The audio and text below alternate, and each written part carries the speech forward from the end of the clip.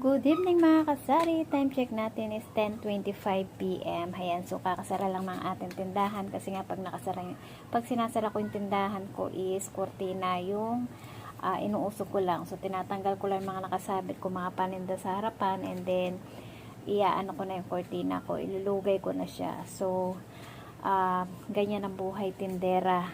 Kailangan talaga tiyaga-tiyaga. So minsan nakakapagsara ako ng tindahan. Hindi pare-pareho, minsan 11 PM, minsan 12. Depende rin sa tahimik ng aming lugar yung pagsasara ng tindahan ko. Pag super tahimik na, yan, nagsasara na ako ng tindahan.